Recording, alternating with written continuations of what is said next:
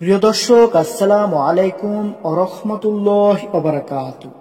সুপ্রিয় দর্শক, আশা করছি সকলেই ভালো আছেন। তো দর্শক, আজকে আপনাদেরকে জানাবো যে স্বপ্নে কোন রঙের সাপ দেখলে কি হয়। অনেকেই আছে স্বপ্নে বিভিন্ন রঙের সাপ দেখে থাকে।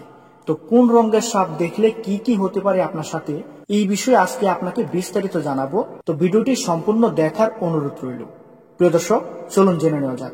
সুপ্রিয় দর্শক, স্বপ্নে সাপ দেখার অনেক তাবির রয়েছে।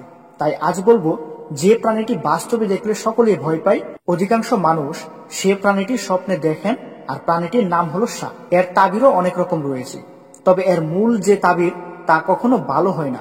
মুআব্বির বা ব্যাখ্যাকারীগণ স্বপ্নে সাপ দেখার তাবির ভালো নয় বলে উল্লেখ করেছেন। সাপ দুশ্মনের আলামত। এর আরেকটি তাবির হলো প্রতিবেশী আপনাকে হিংসা করবে। যদি কেউ স্বপ্নে সাপ দেখে ফেলে, তাহলে তার উচিত বাড়িগাহে দুশ্মন থেকে হেফাজতের দোয়া করা এবং কিছু সাদকা খয়রাত করা উচিত। কিছু সাপ থাকে শুকনাতে, আর কিছু সাপ থাকে পানিতে। যদি কেউ পানির সাপ স্বপ্নে দেখে, তবে ব্যাখ্যা হলো এর দ্বারা কোনো জালেম ব্যক্তির সাহায্যকারী বোঝায়। কেউ যদি স্বপ্নে নিজের সাপের মালিক হতে দেখে, সে ব্যক্তি ক্ষমতাপ্রাপ্ত হতে বাজ্যতি পাবে। সে ব্যক্তি ক্ষমতাপ্রাপ্ত হবে এবং রাজ্যতি পাবে।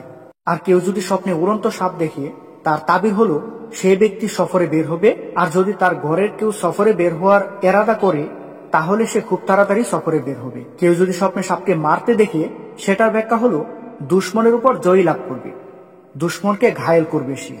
আর যদি দেখে কোনো সাপকে মাঝখানে মেরে দু টুকরো করে দিয়েছে, এর তাবির হলো সে ব্যক্তি ইনসাফ বা ন্যায় বিচারী হবে।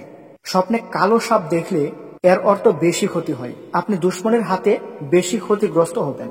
আর কোনো কোনো ব্যাখ্যাকারী কালো সাপকে শক্তিশালী চৌকিদার বর্ণনা করেছেন, যে চৌকিদার আপনাকে হেফাজত করবে। সাদা রঙের সাপ স্বপ্নে দেখার অর্থ হলো দুর্বল দুশ্মন। আর হলুদ রঙের সাপ স্বপ্নে দেখার অর্থ হলো সে অল্প দিনের মধ্যে কোনো রোগে আক্রান্ত হবে। তো দর্শক, আপনারা যদি এইরকম সাপ দেখেন, এই কালারের সাপ দেখেন, তাহলে আমি এখন যেভাবে ব্যাখ্যা করলাম আপনার সাথে ঠিক এরকমটি হতে পারে, অথবা এর বিপরীতও হতে পারে। এমনও হতে পারে আপনার সাথে কিছুই ঘটবে না। স্বপ্নের ব্যাখ্যা এক একজনের ক্ষেত্রে এক এক রকম হয়ে থাকে। তাই আশা করছি আপনাদের সবাইকে বোঝাতে পেরেছি। ভিডিওটি ভালো লাগলে অবশ্যই একটি লাইক করবেন, আমাদের চ্যানেলে নতুন হয়ে থাকলে সাবস্ক্রাইব করবেন।